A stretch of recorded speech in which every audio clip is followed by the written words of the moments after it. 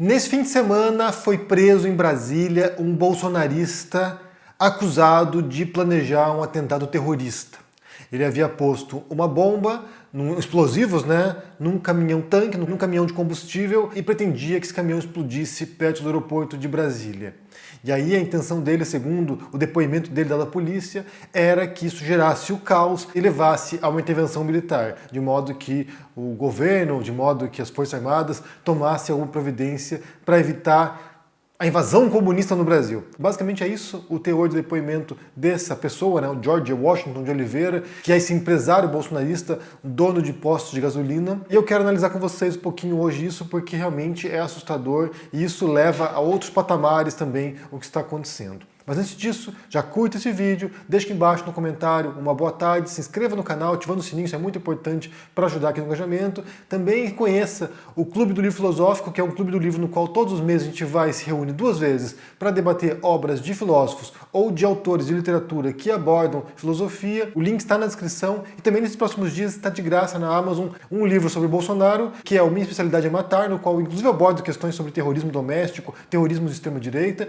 Confira, está de graça na Amazon durante os próximos dias, e também um livro de contos meus de terror. Vá lá e confira. Mas qual é a situação aqui e por que ela é tão grave? A situação é que você tem um ato de fato coletivo agora, planejado, não apenas uma pessoa, mas outras pessoas envolvidas, que pretendiam praticar um ato de terrorismo doméstico. A gente já viu atos individuais de violência, bolsonaristas, armados ou desarmados, que foram lá e assassinaram pessoas, que cometeram atos brutais, agressões contra a oposição, contra a esquerda, mas esse caso em particular aqui leva a uma outra dimensão, leva a um outro nível, porque agora não é de fato apenas um doido, apenas uma pessoa, desajustada ou nervosa ou impulsiva fazendo um ato de agressividade. Agora a gente fala de um ato coordenado de terrorismo. Me parecia inevitável que chegasse a esse ponto, porque o grau de radicalização dos bolsonaristas realmente nos preocupava já há muito tempo. Havia um discurso de demonização da esquerda, um discurso de desumanização da esquerda, portanto, em algum momento isso chegaria nesse patamar. Eu quero mencionar aqui um trabalho de um psicólogo que é especializado em terrorismo. O nome dele é Fatali Moghadam, e ele criou um modelo, ele elaborou um modelo, que é uma espécie de analogia para compreender como funciona a radicalização das pessoas.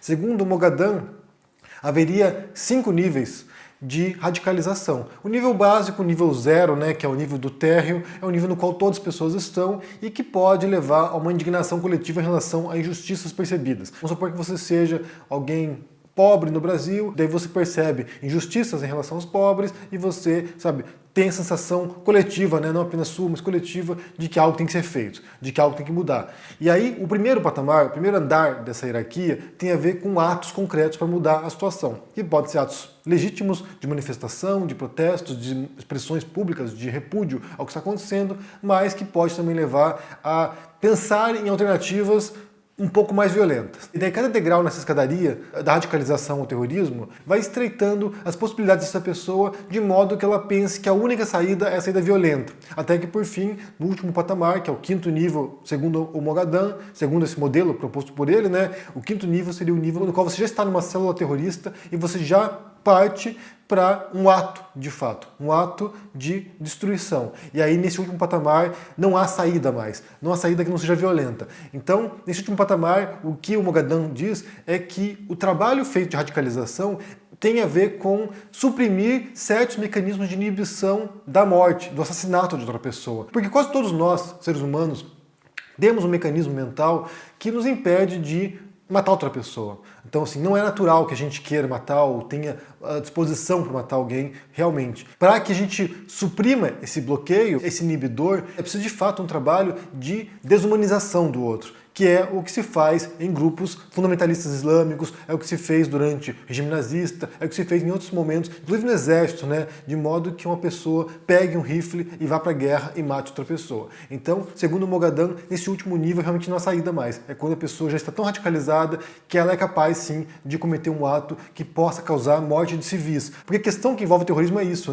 O ato terrorista não é contra alvos militares, necessariamente, não é contra alvos táticos de um inimigo, mas contra civis inocentes. E aí é preciso criar a noção de que esses civis inocentes não são tão inocentes assim, porque eles compactuam com o sistema, com o regime, com o inimigo. Então, no caso agora desse caminhão-tanque com um explosivo, quando essa pessoa vai lá e planeja esse tipo de ato, né, ou esse grupo do qual ele fazia parte planeja isso, já tem a noção de que se houvesse mortes, essas pessoas são coniventes ou compactuam com a vitória do comunismo. Então, já é uma etapa altíssima de radicalização. E isso que preocupa mais, porque a gente viu acontecendo isso ao longo dos anos, e isso demonstra tal dimensão, tal profundidade da radicalização dos bolsonaristas, de modo que eles estão constantemente sendo reforçada a mensagem de que haverá uma invasão comunista, uma tomada comunista, que é um absurdo, não vai acontecer isso, mas há essa noção, e que quem compactua com isso pode ou deve ser morto. Então, realmente, é desesperador o negócio. De fato, assim, a situação que aconteceu agora em Brasília, felizmente, foi frustrada. Felizmente, o caminhoneiro percebeu que tinha uma coisa esquisita ali, chamou a polícia. E a Polícia Civil do Distrito Federal atuou e conseguiu prender o responsável,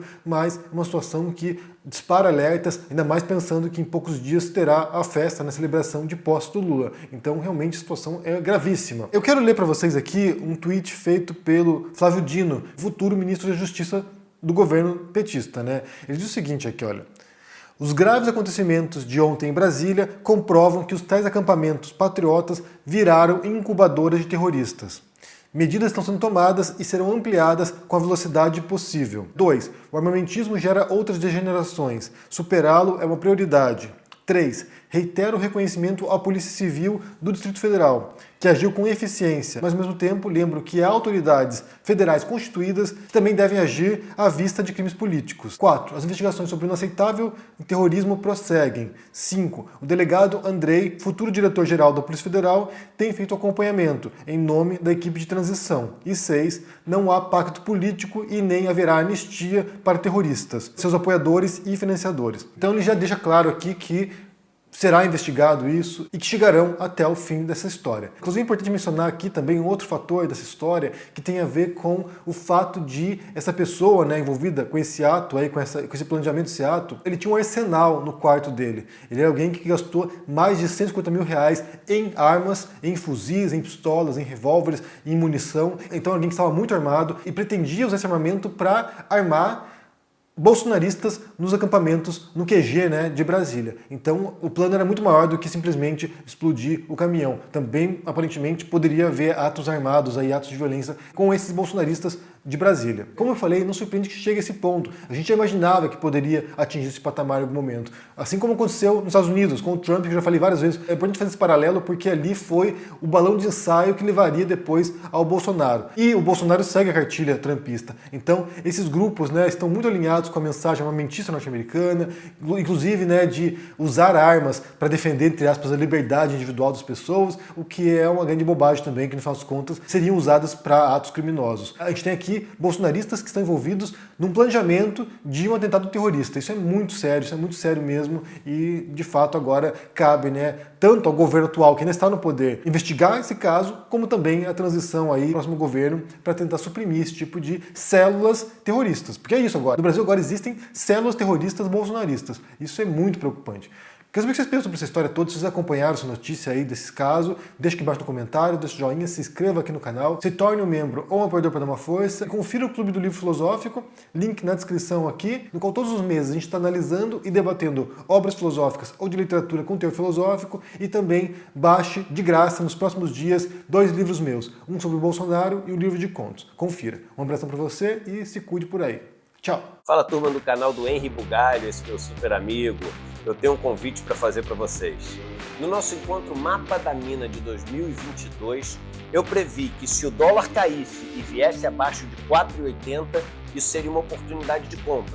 Ele deveria passar o ano inteiro em níveis altos, até acima de R$5. Muita gente achava o contrário, achava que ia continuar caindo toda a vida. Pois bem, mais uma vez a gente acertou. Todo ano a gente tem acertado bastante nesse encontro Mapa da Mina. E esse ano de 2023 ele vai acontecer no dia 26 de janeiro, às 8 horas da noite, no horário de Brasília. Se você quiser participar gratuitamente, é um encontro que não tem replay. É só você clicar no link aqui em cima ou aqui embaixo. Vai lá e se inscreve. Ajuda os seus investimentos e também a você planejar os seus negócios ao longo desse ano. O cenário está muito difícil, mas se a gente se ajudar, fica um pouco mais fácil. Um abraço.